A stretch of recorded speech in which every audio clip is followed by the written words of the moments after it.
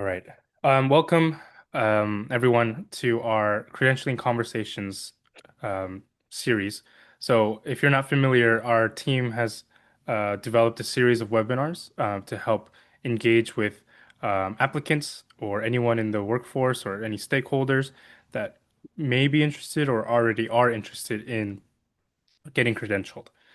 So essentially, this is a space for us to be able to have conversation, answer any questions, maybe identify any barriers, and address them. And so today's webinar or series is regarding the preparation for the upcoming Uganda exam. And again, if you're not familiar, we're having a joint conference with Inibria on April 16th to 17th at in Kampala, Uganda. Before that conference, we'll be holding an ICAP exam on the 15th of April. So we'll get started off with this webinar. First and foremost, my name is Sungjoo Park, and I'm a senior program officer for ICUDDR, Center for Credentialing and Accreditation.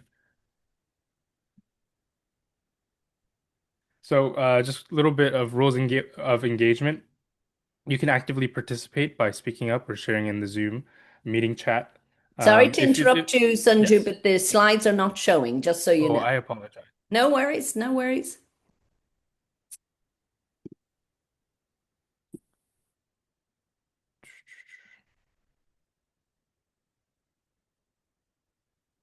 There we are. Can everyone see now? Perfect. Great. Sorry about that. Zoom had logged me out, so everything all my settings have been changed. Um, but yes, so as you can see on this front page, we have some of those dates for the conference that's coming up and April 15th date of the ICAP credentialing exam. And some rules of engagement, where I left off, turn on your camera if possible, just to help us get engaged. Leave your microphone on mute if you're not speaking, and most importantly, just have fun. And some agenda items. So first, we'll be going over the relevance of credentialing in the SUD sector. Um, so why is credentialing important? What is it? What does it make? What is credentialing? Why is it so important that we need it for substance use disorders and the professionals who work in that sector? The second is steps and procedures. So we'll be walking through the application, eligibility process, building a strong application, what we are looking for when we review applications, and then laying the groundwork. So how do you prepare for the exam? What are some practical tips that you should prepare for in order to take the ICAP exam? And then we'll be going over inside the exam. So we'll be going over the format, some of the domains so that you know what to pay attention for or study for. And then we'll end with some sample questions. And then at the very end, we'll go over some questions or comments or concerns that you might have. And really, the objective of this webinar is to understand the application process and the eligibility criteria and learn how to build a strong application. So for the relevance of the credentialing sect in the SUD sector, I'll hand it over to you, Carmel. Lovely. Thank you, Sunju. And this is a very intimate group at the moment. We certainly have two people live with us for the webinar, and we hope that others will listen to this recording that had registered but perhaps got delayed getting into the webinar room. So welcome specifically to our two colleagues. I believe one is coming in from Kenya, and one is coming in from Uganda. So welcome. And do start making a note of any questions you might have for myself or Sunju. So for the purposes of the webinar, if I haven't met you before or this is your first time to hear me speak, my name is Dr. Carmel Clancy. I'm the director for the Center for Credentialing and Accreditation, which is a division or a center that sits under the ICUDDR, which is the International Consortium of Universities for Drug Demand Reduction. The CCA is the centre that took over responsibility from Colombo Plan for the credentialing of the ICAP and all processes associated with that, including our commission, who guides us and supports and advises us. So if you're wondering, I thought ICAP was part of Colombo Plan, you would be correct, but that's an historical note at this point. We took over responsibility under ICUDDR. I think now about 18 months ago, early 2024 was when we first, in actual fact, yes, it's slightly over 18 months now, and we are certainly in the process of resetting, recalibrating, and rethinking actually how do we build and strengthen from the work that the Colombo Plan started, and hopefully we wish to expand. If you're interested in following us, we really direct you to the newsletter. So if you go to the ICUDDR website, we do have a newsletter, and if you wanted, you could look back. It comes out monthly. It'll give you quite a lot of detail about many of the initiatives that we've undertaken within the centre, and particularly with our revamped commission group. And we have a new strategy going forward called the Global Roadmap for the Commission. And we're doing some really exciting things. And again, if you're signed up to our newsletter, you will be able to read about that in the actual January newsletter, which will be coming out in the next few days. If you're not signed up, I really recommend it because it keeps you in touch with what both ICUDDR is actually doing, but also we have a feature of a couple of pages within that newsletter on the centre and credentialing. And again, it would hopefully it's going to be of use and interest to you. So that being said, delighted to welcome you. And what I would like to do is, if we can move on, is I'm going to just talk very, very briefly in setting the scene really about why this is an important activity and why we particularly encourage those working within the sector. Either directly as an employee, or if you're an employer, you may also have a dual hat here. You may be somebody who is not only working in the sector, but you have responsibility and leadership, either to run an addiction service or to oversee and supervise other addiction professionals.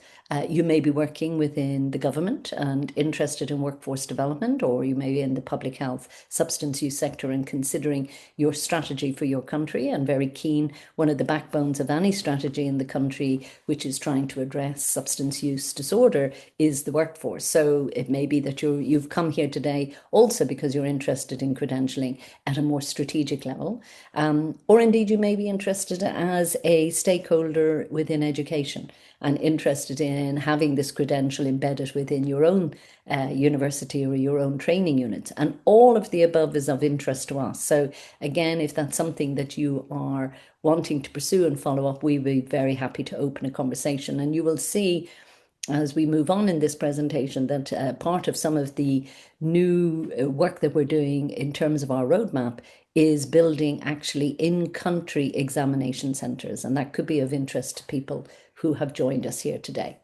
So that said, if we look here, just again, credentialing, although we talk about credentialing and people say, what is credentialing? You may recognize credentialing as, your qualifications, in effect, your badges that you would have got at undergraduate or postgraduate level. And it's really about a formal process of verifying that you have the qualifications, experience, or professional standing. And you may already be credentialed, so to speak, because you have been through a formal training or educational process. What is emerging really, and what this particular ICAP credential represents, is a form, and some people often refer to as micro-credentialing, which really means that this is credentialing within a CPD framework, so a continuing professional development framework. So we're not talking about that you end up with a postgraduate master's or that you end up with your PhD. What you do is you undertake some training within continuing professional development, and indeed all of the other qualifications that you may have undertaken as a psychologist or as a nurse or as a medic and so forth. And we then suggest that you go for a micro-credential or the credential, the ICAP. And that's specifically related to demonstrating that you actually are verifying that you have the experience, the competence, and the professional standing to work within the substance use sector. Now, I hope that in of itself tells you how important it is and why that would be relevant. But really, people are still coming on board with this notion of having a credential above and beyond perhaps their formal qualifications. So this is emerging. It's very established within countries such as the USA, Canada, Australia, in the UK, where I worked for many years. But it's still quite an emerging concept in many other countries where you see credentialing associated with CPD or post your formal education level. So I'm just raising that just to differentiate what we're talking about with the ICAP compared to perhaps the credentialing that you've already been subject to or that you've undertaken. So we can move forward. Thank you. So here I just in the next slide want to just touch, and I'm not going to go into a huge amount of depth here, but really it's just a flag for those of you who are interested. And again, as I say, depending on your position and your lens, you're going to see this in a slightly different way, whether you're the professional or whether you're the employer or whether you're perhaps a government stakeholder, or indeed you may belong to or represent in some way a professional association, representing psychologists or nurses or social workers, etc., or counselors in the addictions. So these really all come together and compound the importance why credentialing matters. And you can see here that it ensures competency and professional standards. First and foremost, we set the ICAP itself that we actually support and run takes a international standing on what are acceptable practices within the substance use sector, be that from a position of prevention through to treatment, through to recovery. And we've most recently brought online a specific credential for nurses who were already credentialed and qualified as registered nurses within their country, but now want to demonstrate and show that they have additional skills, experience, and understanding within the substance use sector. So we have an array, and you will see that in a moment, of ICAPs that we can actually provide, depending on where you sit within that continuum or that arc of treatment and recovery. So it ensures competence, and it shows that if you reach a standard and can have an ICAP badge, it's demonstrating to the public and to wider stakeholders that you have achieved competence and you have those professional standards. And of course, by doing that, you will enhance your client or your patient's trust and safety. You will facilitate interdisciplinary collaboration because those who also have this type of training, as you can see, will certainly recognize that and also acknowledge that. It supports ethical practice. You have to sign up to ethical behavior. Now, you may already have done that within your own professional standing, but if you haven't and you're coming from perhaps a background and experience, including a lived experience where you have done volunteering work or you have been working as a counsellor generically as opposed to in an association, you may very much welcome being able to sign up to an ethical framework of practice so that you can demonstrate that you hold a ethical standing in your work. It promotes accountability, of course, and professional growth. Once you are registered with us and have an ICAP, you go onto a live register, and Sungjoo is going to speak about that. But that's a live register that anybody who, if you demonstrate and say, I have an ICAP, they can actually go to our live register and they can check that you're on that register and at what level you're on that register. And indeed, when are you due to renew your credential? So it really keeps you active and accountable, which we believe, and that's been a new initiative that we undertook last year when we took over the responsibility for this particular credential. It increases access to funding and resources because, of course, if you can demonstrate that you have, got this particular training or you wish to pursue higher levels, particularly of this training, demonstrating that you've achieved already, say, an ICAP level 1 for treatment and you want to go after funding for level 2, level 3, of course, we believe should aid and abet that sort of application. And then ultimately, we believe it contributes to public health outcomes. Having a competent, ready workforce who's working within the substance use sector, which is also a public health and quite a serious public health issue, then we believe by having a competent workforce working in this space, this will overall contribute to public health outcomes. So those are sort of a very quick overview as to why we believe credentialing matters. And it's really just to help demonstrate, should you be ever asked, Why are you taking this credential? Why is this so important? So we believe that we want to arm our candidates who take the credential with this information so that they can demonstrate to everybody why it is important. So steps and procedures, what we offer, application process and overview. Is that back to you, Sunju? Or am I doing this a little bit? That's you, Carmel. That's me as well. Okay, that's great. I wasn't sure, so thank you. So let me move forward then in terms of what we offer. So you heard me already refer to the array of ICAP credentials that are available. So here you can see it starts off with the ICAP Prevention 1, and really this table gives you very, very brief details. You'll find a lot more of this information on our website link, which is also on screen at the moment. But ultimately, you can see the minimum educational level you will need to have achieved in order to take this particular credential. So we have an ICAP and we have it at level 1. So it doesn't have 2 or 3 levels on like treatment. You can see in ICAP treatment, we have 4 levels. And of course, as you gradually move up from 1 through 4, that will demonstrate that that's a progress in terms of competence, expertise, experience, and so forth. So somebody who is a ICAP 4 generally is somebody who's been in the field for a considerable number of years and of course has been building up and usually will hold an ICAP 3, an ICAP 2 or an ICAP 1 and have progressed through the earlier iterations of that particular credential. It's not absolutely necessary, but that's what we would anticipate. But we do have many people who have already got quite advanced practice, who are perhaps PhD prepared, who are medical practitioners, who have, sort of multiple years in the field, who actually really feel that they have the equivalence of that already and want to go straight on to take the ICAP 4. That is permitted, and you will see that we are looking here to, and when we review your application, we would look against those particular criteria, such as a master's or equivalent, 500 training hours over the course of your career in addiction, and particularly 5 years of supervised work experience in the SUD field. And then you can see we have a recovery support that's again offered at the first level, and that's first public exam, high school diploma or equivalent, and you need 1 year's experience and 100 years, 100 hours, 100 years, my goodness, 100 hours of training in order to be eligible. We are, as you can see here, just highlighted, we have the ICAP RN, which is the ICAP for registered nurses. So you must be a registered nurse in your jurisdiction to begin with.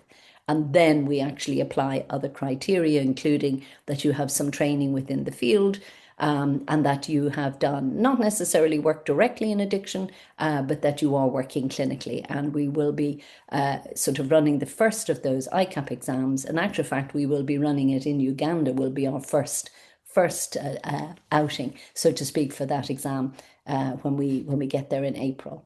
And we also offer these exams in 2 modes at this moment. We offer it as a remote proctored or in-person paper and pencil.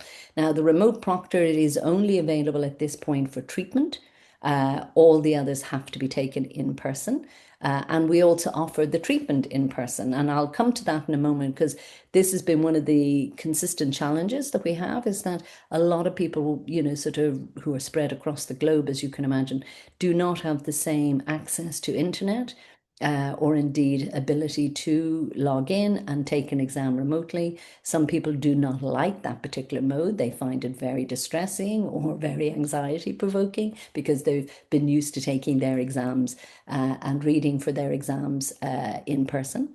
So we are looking now to expand the examination process in person in countries, and we are setting up in-country examination centres. We've just gone through a process prior to the holiday period, so up December basically 25, and we have now awarded 5 countries or 5 centres in 5 different countries in country examination status, and they are coming online. So if you see the green, that tells you where we've already agreed and signed up these particular centres. The ones that are in amber are those who are in the process of their application, and the ones in red have indicated interest but have still to submit their paperwork. So you'll see there, for instance, I think we have one colleague who's joined us, Julius from Kenya. We already have SAPTA on board who have set themselves up as an in-country center. Uganda, I know we are coming to Uganda for the conference, and we will run an exam while we are there. But we are very keen and interested to explore a university, particularly, or a government entity, agency who is responsible for training for addiction, who may wish to set up in partnership with us an in-country examination center. So we're in that process and very happy to take any other questions or interests around that. Either post this webinar or in the Q&A section. So thank you for that, Sungjoo. So I think moving forward, that's just the progress. It's just telling you a little bit more that we're really in that transition, and there's some of the reasons we're doing that is, as you can see, the benefits. It makes it much more financially sustainable. We're also, by being able to reduce travel and operational costs for the proctors to go from our centre to these countries, by taking that out and having it locally, we're really trying to drive down the individual fee cost for each exam, which currently stands at $100 USD. So we're trying to get that down so that it is access and equity, as you can see, as a value of ours, so that we can really try and make sure that the exams not only are more frequent, that there's broader participation, but inclusion in underserved regions. So we're really pushing for that at the moment. We also believe by having it in country and having centres own it, that there will be more local ownership and integration. We also feel that the branding will be more strongly recognised, so that when you take the ICAP, people will start to recognise that both in your country but also more internationally.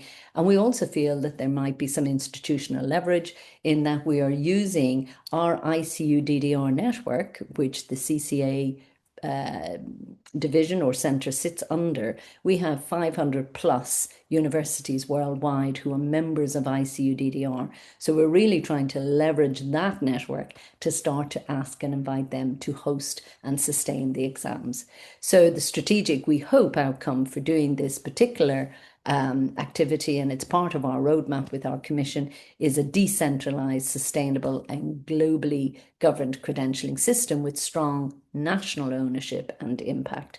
So that's really the background and rationale as to why we've moved towards that model, or shifting very strongly towards that model, away from remote exams.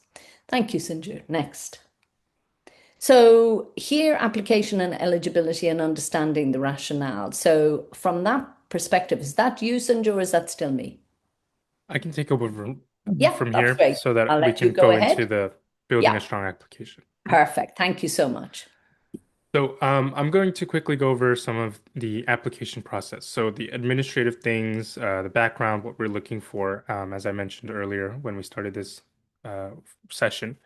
So understanding the rationale. So really, we want to share with you what the purpose is of why we have such a rigorous process. So the first is to protect vulnerable populations. So, addiction professionals work with individuals who are in some sensitive time in their life, or maybe potentially life-threatening situations. So the process of credentialing or becoming credentialed ensures that only eligible individuals are entrusted with this responsibility. So this kind of goes back to what Carmel was mentioning earlier about ensuring trust with your clients and even with your employers. So it defines a standard of excellence. So the rigor is designed to distinguish those who meet educational preparation, experience, and ethics in the field. And that kind of reinforces the first point. Validating professional competence. A thorough process confirms that the applicants possess the required knowledge, skills, and attitudes for effective and ethical practice. So again, this also reiterates on the first 2 points. And then we have public assurance. So clients, families, employers need confidence that credentialed professionals are competent and trustworthy. And then the reputation of the profession. So to build trust in the substance use disorder workforce as a whole, the rigorous standards enhance the credibility of addiction counseling as a professional discipline. And then again, as I mentioned slightly earlier, employer confidence. So organizations hiring CCA certified ICAP professionals know they're investing in staff who are internationally recognized benchmarks. And again, we kind of mentioned that again with the exam centers, where that'll build some brand recognition and some notoriety between for towards what the ICAP is, so that employers know this is what ICAP is. These are the standards that they're held to, so we can trust that they'll meet our standards. And then lastly, we have accountability and ethics. The process incorporates ethics reviews, professional reference, background checks, and helping to uphold public safety and integrity. And then final few points, we have the application review, which I'll get into a little bit in the next slides. And then we have comprehensive exam. So that tests critical knowledge. So some of the domains that I'll go over later in a bit as well. And then the most important point, continued professional development. So credentialing isn't just a one-time thing. It's part of a career-long commitment to learning and ethical excellence. And so again, we'll see just because you've gotten a credential doesn't mean that'll last forever. You still need to show that you're committed to this field and committed to growing yourself professionally. And we'll see. I'll share with you how that kind of is built into our whole application process. So that leads into building a strong application. So elements of a satisfactory application, how we as a team review your submission, and then common mistakes that we often see and how we can avoid those. So really quick, this is just an overview of the ICAP credentialing process. So when you come in, first and foremost, we highly encourage joining the ISUP Global Network. That'll just help you get connected into the various stakeholders in our community and people who are also just kind of like-minded and encouraging that professional growth in different fields as well. Excuse me. Then the second point is to take courses and or meet eligibility criteria for the proposed credential. So these can be some courses such as the UTC or the Universal Treatment Curriculum or the UPC, the URC, or anything within your own professional development that shows that you have reached this competence that is also verified as well. The third point is document work experience for the proposed credential. So this is where you'll upload a CV or testimonials from your work and things like that. Then the last point, after you've gone through the whole checklist, you'll submit your application. And there's kind of a mini step between that process where we'll review that application and maybe if you missed a couple points or something, we will send that application back to you and ask you to update the the errors. But if your application is clean and is able to go through in one go, then you'll take an exam, whether that's in person or online. After you take the exam, if you pass successfully, then you'll be placed onto a live register with renewal every 3 years. And unfortunately, if you aren't able to pass successfully, then you'll just restart the process from step 2. So the live register, what is it? We've kind of been mentioning it here and there and throwing the name around, but essentially what that is it's access. You can access your professional credential in real time with the live register. So on our website, you'll be able to see or look up your name to be able to see the status of your credentials. So if you're close to expiring, it'll say needs to renew, or if you're active, it'll say active. If you're expired, then it'll say expired. What this does is it also helps employers verify your credential as well. So that kind of is an advantage to you all or credential holders to be able to show your employer that you do have the credential, you're active, you've been on top of all of the necessary requirements uh, in part of this application process. So I don't want to take too much time, but if we can, let me see if I can try to open the website just so I can show. So give me one moment.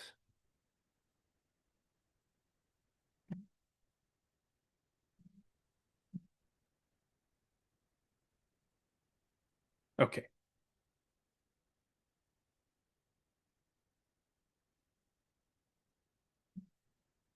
So here we are on our ICDDR website. As you can see, there's some tabs up at the top for our various centers. And then if you scroll down to credentialing and accreditation, you'll see the very bottom ICAP Live Register. You'll go ahead and click on that, and that'll lead you to this page where it has some information, how it works, and various statuses. You can look up the credential type and your serial number that you'll get issued, or you can look up your last name and your first name here as well. So let's see, we can look up Dr. Carmel Clancy, and as you can see here, she is fully credentialed and location is in the UK. And then we have a reference here. But when you click on the view details, you'll be able to see when that credential was earned and when it'll expire and things like that. So that's just a quick look at the live register.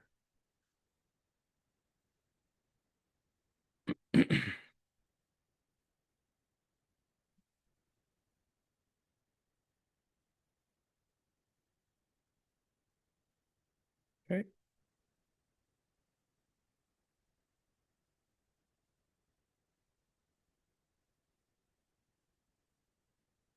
and there we are.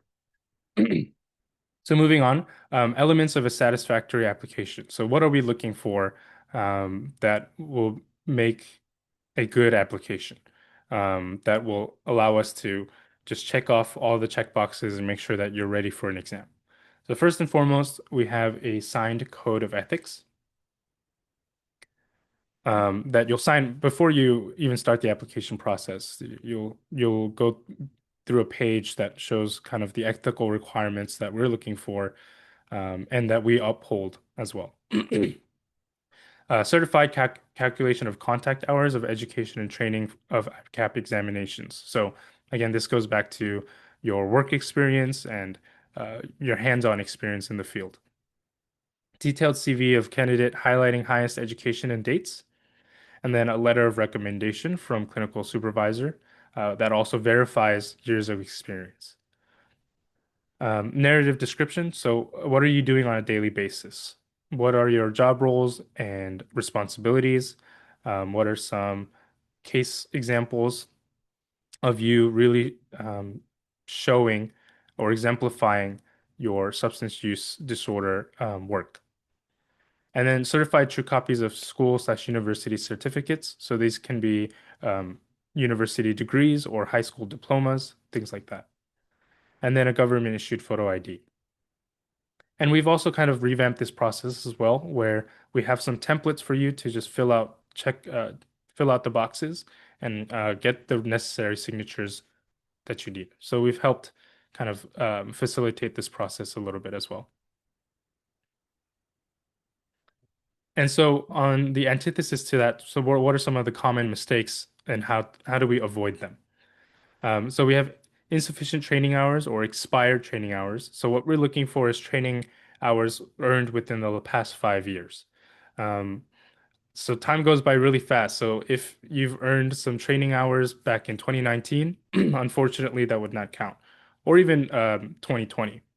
If you've earned training hours in 2023, that would suffice. And then the resume and CV does not include enough details or relevant information. So sometimes what we see is we don't have dates or even years when a work experience is listed, or even location, things like that. A letter of recommendation does not feature. One thing we see a lot is verified years of experience. So what we're looking for is a statement from your supervisor or from your manager saying, I have supervised so and so for X amount of years. An official organization letterhead that I believe the template helps facilitate that a little bit as well. And then the last thing is signature from clinical supervisor. So what we're looking for is for that supervisor to verify and to be able to testify that everything that is written on that letter is true. Um, something that we also see his narrative description needs more detail. So sometimes people will write, I work in substance use. We need a little more detail than that. As I mentioned earlier, some roles and responsibilities, daily work tasks, things like that. And then submitting academic transcripts instead of official diplomas and certificates. So what we're looking for is the stamped diploma or signed diploma that shows your graduation date and what the degree is that you earned. Unfortunately, academic transcripts only just show um, your semester grades or quarterly grades, things like that, which unfortunately will not suffice. And then the last thing is no photo ID has been attached. That way, why this is important is so that we can verify you are who you say you are, and should you show up for an exam, we're able to use that ID to be able to match the person to the face. Or I'm sorry, match the name to the face. Um, so those are some of the common points that we would like to share with you all to look out for. And then really quickly, I'll go over laying the groundwork of the exam. So how do you prepare for the ICAP exam? So you want to start early and strategically, complete all the training, assess your knowledge, and follow a structured timeline. And again, the training part is something that we'd like to emphasize as well, making sure that what you are learning is applicable to the exam that you are taking. For example, if you're taking a prevention course, you want to be prepared for the ICAP prevention um, credential. Yes, we have some, cross references across the credentials, but again, you want to make sure that your training material is relevant to the exam. You want to use smart study tools. So use official guides and proven strategies like recall, repetition, teaching others, and master time management. So apply focused study habits and in-exam strategies to stay on track and reduce stress.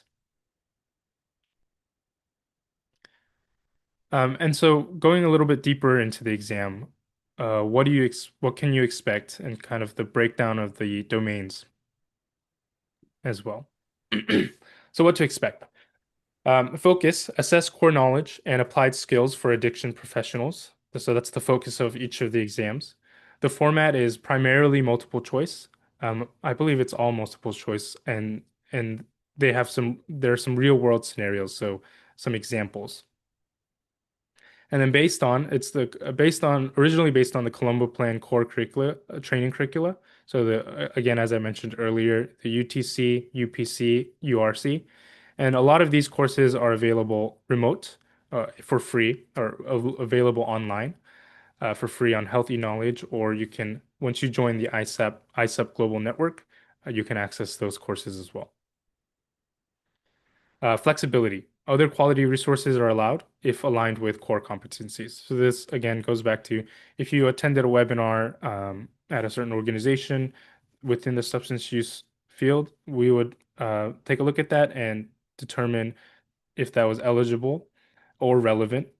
But also it can help you just to have that broad knowledge to prepare for the exam. And then recognition. It's aligned with international standards and recognized across regions. And we're trying to build that and reinforce that more through the exam centers. So inside the exam, so formats and domains. So we have, as you can see, ICAP 1, 2, 3, and 4. We have number of questions, 125, 150 from ICAP 2 and up. Time, they'll all be 3 hours. So that's just for you to sit down. The timer has started, fill out the bubbles. The timer has ended will be the 3 hour process. There's some time before and after for quick administrative things, but just know that you have ample time to finish the exam. As you can see here, we have the passing score and they vary per level.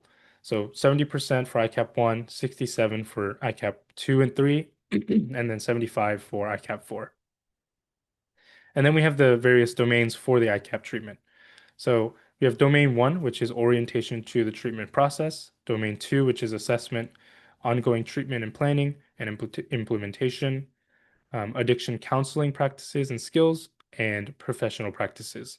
And you can see how those domains are distributed across each exam. And then we have the ICAP prevention and ICAP recovery support. So both of them are 100 questions. And again, it's 3 hours. Passing score for ICAP prevention is 70%, and passing score for ICAP recovery support is 74%. For ICAP prevention, the domains are community problem identification, community needs assessment, evidence-based prevention strategies and programs, and implementation. For ICAP recovery support, the domain is roles of recovery support in professionals, basic concepts of recovery practice, pharmacology, and professional issues. And then inside the exam, so how do we analyze the questions? So understand the exam format. Again, as I mentioned, it's multiple choice. So there's four possible answers. You want to look for keywords such as first, best, or most appropriate. So, you know, out of multiple choice, uh, out of the multiple choice questions or answers, we are looking for the best possible choice out of the four. Use process of elimination. So you can start by this is obviously incorrect. You can cross that off, and that'll help you narrow down the correct answer choice. Even when unsure, log logical reasoning can often lead to the correct answer. And then leave yourself time in the exam to go back over any skipped questions. So again, we did mention that you have the full 3 hours. You want to make sure that you're pacing yourself well so that you have time at the end to be able to check over your answers or go over any skipped ones. And then practice sample questions is crucial. So don't just memorize the answers, but to understand the concept and comprehend, why the rationale behind why that is the correct answer. So really quickly, we have some sample questions prepared for you all, which will help uh, you kind of see or familiarize yourself with how the exam is structured. So we have some sample questions here. So for just due to time's sake, we'll look at ICAP treatment one. So we have the first question there is, which of the following best describes the collaborative process in which the counselor and client identify goals and strategies for addressing substance use issues? And then we have, which of the following refers to the coordination and services and resources to meet a client's overall health and social needs during recovery? So I'll give you a couple seconds to try to identify what the correct answer is out of those answer choices. And while you do that, I'll just quickly explain. This is kind of what the exam format will look like. You'll have a question, we have the four multiple choices, and you're looking for the best. So there are the answers. C, assessment, and then B, case management. And if you're following prevention as well, there are the answers. And as we go up into the treatment levels, the questions will get a little more advanced. So for example, ICAP treatment 2, which of the following best describes the role of the liver in alcohol metabolism? And then ICAP treatment 3, according to cognitive behavioral theory, substance use is primarily the result of, and here are the answers for that as well. For ICAP treatment 1, the answer is it breaks down alcohol into acetaldehyde and acetic acid. And then for the cognitive behavioral theory question, we have distorted thinking and learned behaviors.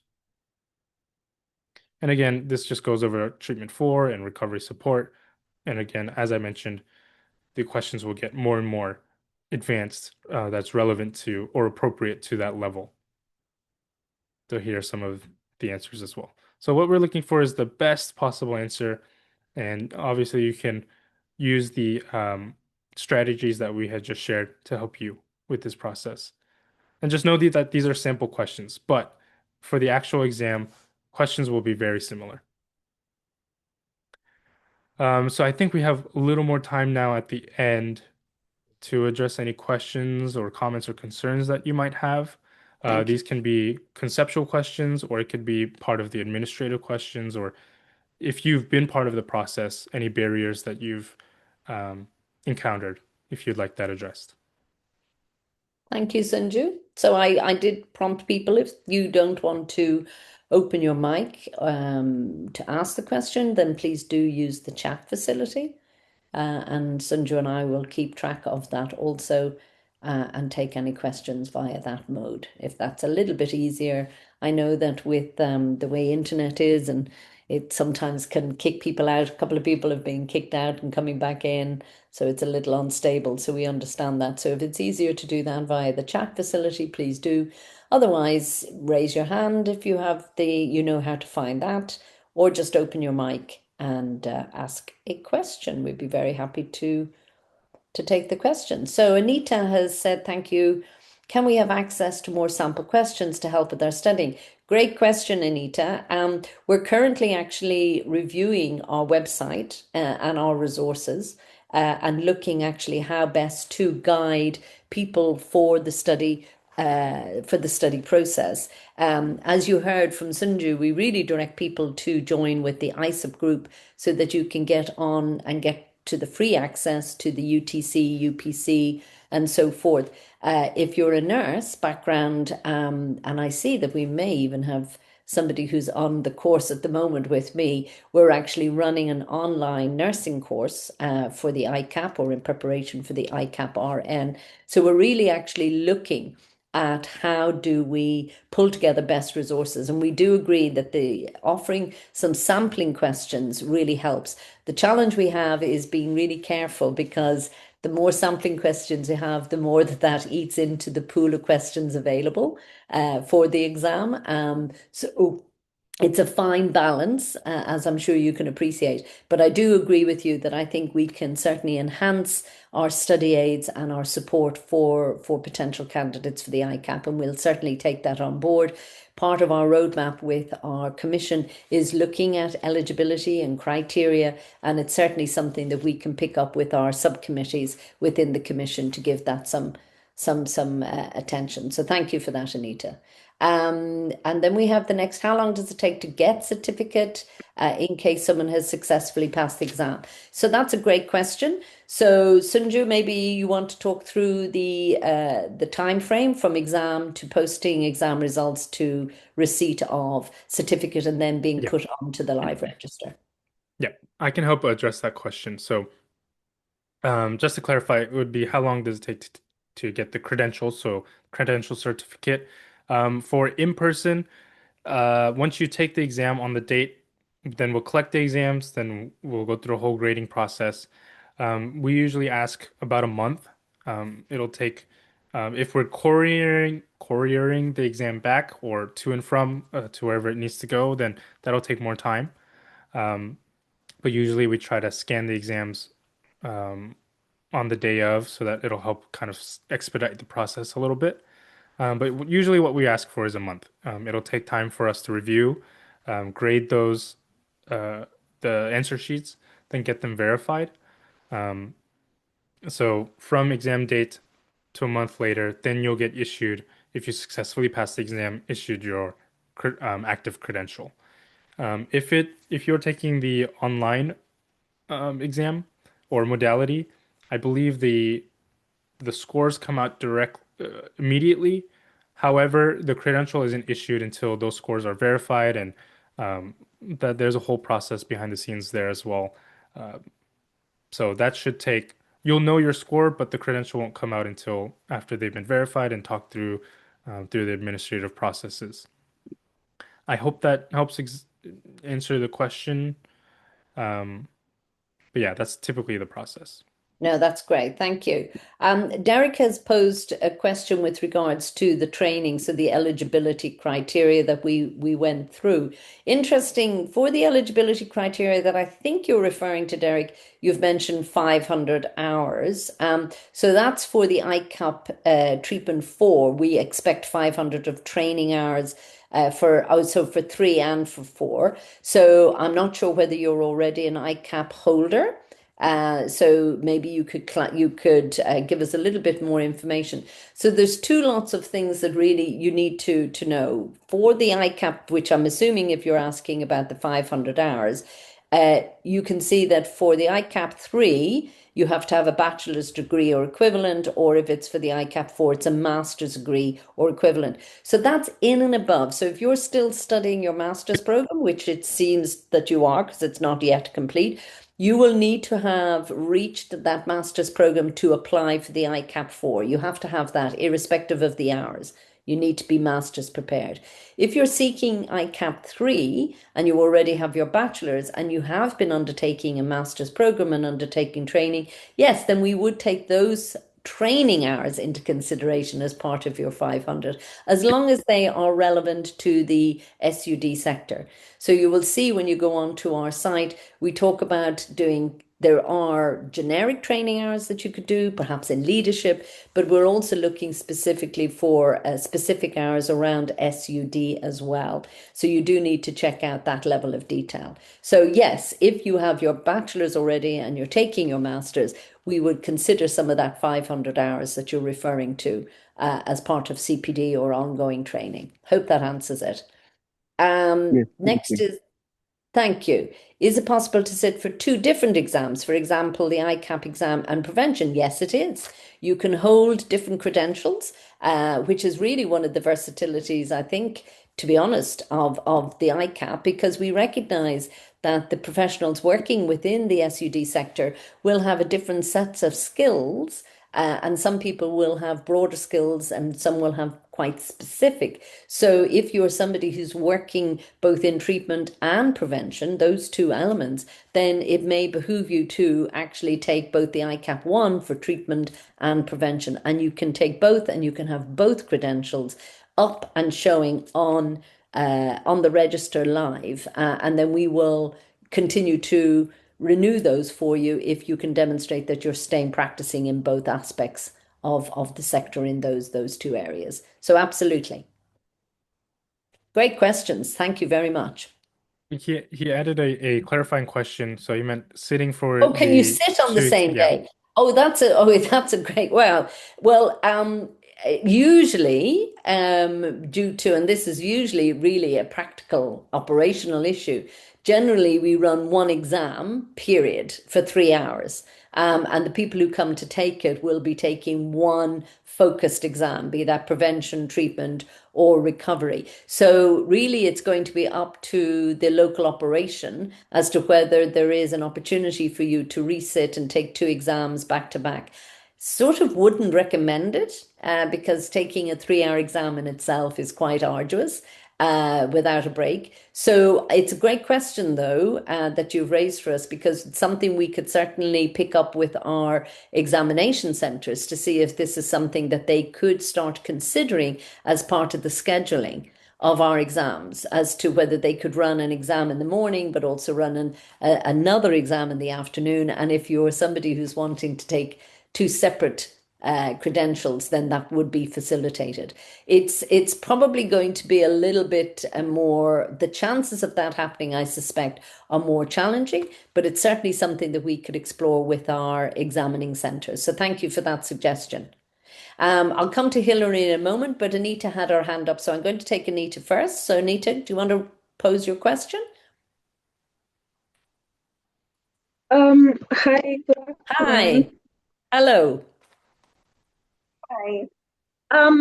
Okay, so my question is, earlier on, I asked if you have any sample questions. Yes. And then I did take note that you mentioned there's an ISUB group. So I wanted to find out, is it the ISUB groups that are for each individual country, or there's a specific one for people that are preparing for the ICAP exam? Great question. So Sungjoo, if you could put in the link to the Healthy E-Knowledge. So basically, Anita, what we are directing people towards, you won't find the nursing courses there because you need to actually access that in a slightly different way. And I'll come to Hilary in a moment, who I believe is asking about UNAC, which is the Universal Nurses Addiction course, which supports and prepares people for the ICAP registered nurse credential. But for generic, all of the other generic, as I call them, meaning that you can be from any discipline.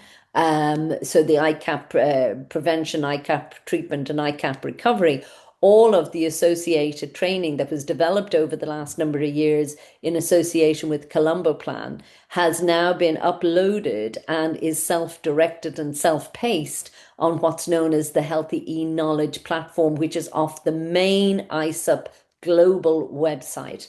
And it generally is under the drop-down menu of HEC, which you can see in the chat.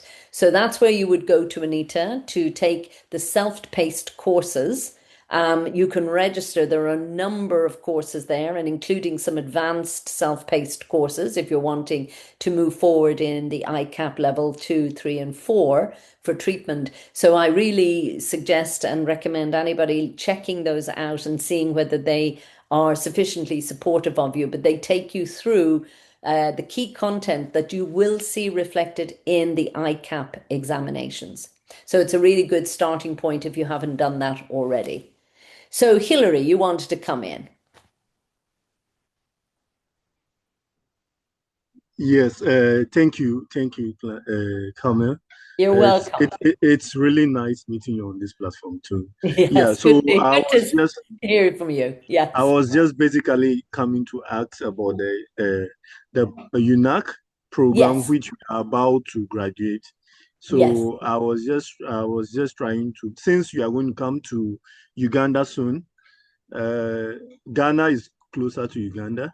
So Yes. I was thinking probably we can also get the opportunity to get there to write the license, the exam, the Fantastic. credential exam. So that was the reason why I was asking about the UNAC course, Very good. its eligibility to the credential exam, It and then is. the processes towards it. That's the question I wanted You're to very ask. welcome, Hilary. And Thank you. And Yeah. then in your explanation, you were saying that if you have any other, like someone with a master's Yeah. in definite situations, at what stage, comparing it to the ICAP, the main ICAP, that's ICAP 1, ICAP 2, ICAP 3, its equivalent and admission processes towards the ICAP, generic ICAP program. So that was basically what I wanted to ask. And thanks for the opportunity.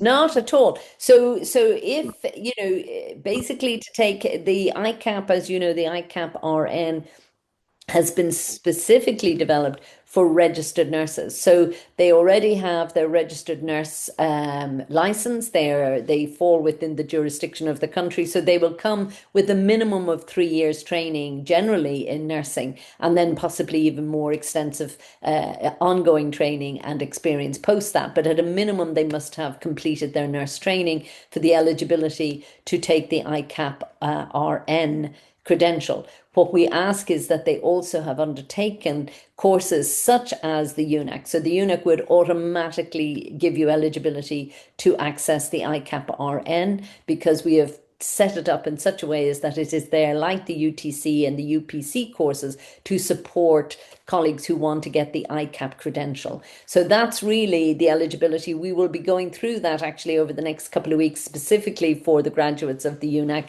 and I can go into a little bit more detail. We're updating the website also because this will be our first opportunity to run that exam at the Uganda conference. So we'll be delighted if you're able to travel there and to take the exam, actually, Hilary, if that's an opportunity for you.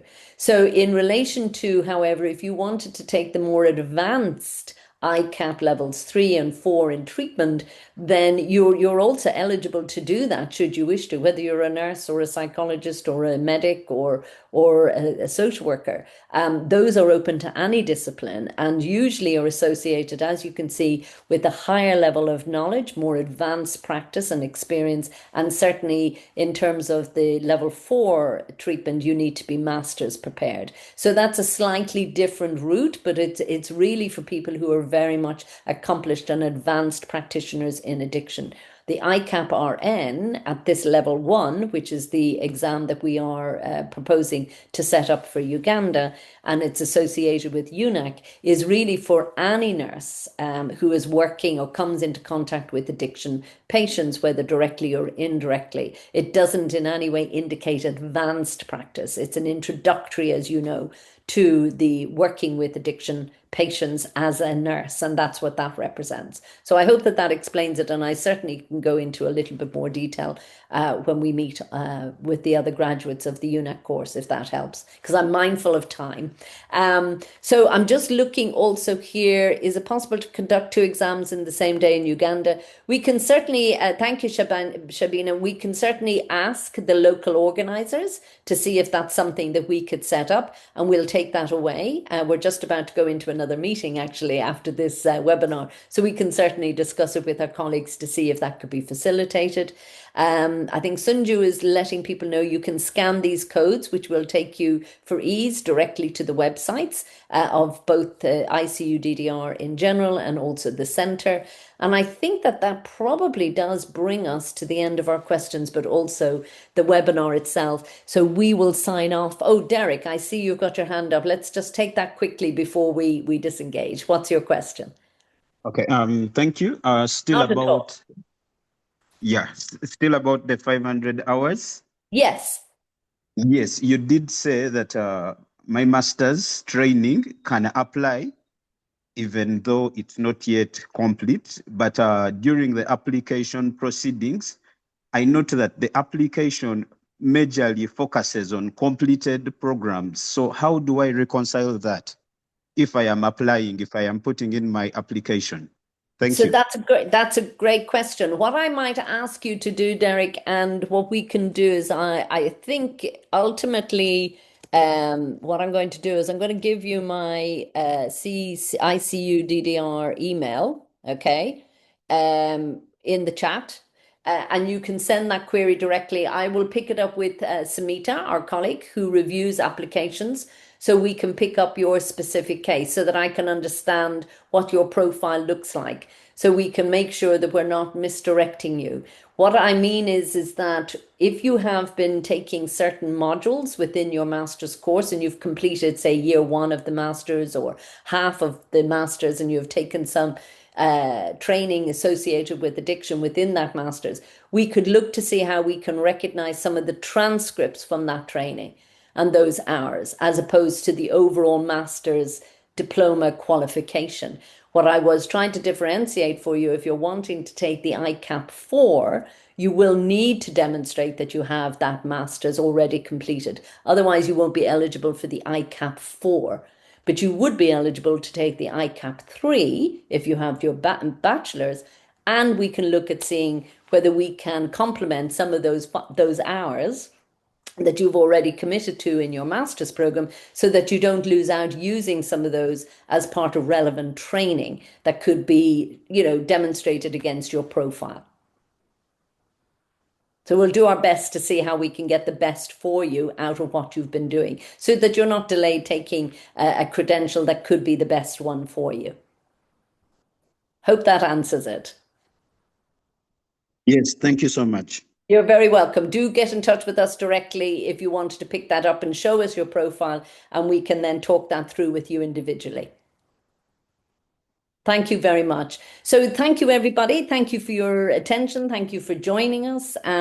We really are delighted that we've been able to have this time with you. Please do sign up for the newsletter of ICUDDR, which will also keep you in touch with what we're doing within the Centre for Credentialing. And we look forward to hopefully seeing a few of you in Uganda in person at the exam. So all the best and have a good rest of the day. Thank you very much for your attention. Take care, everybody. Bye-bye. Thank you, everyone. Bye-bye. Bye-bye. Bye bye. Bye-bye.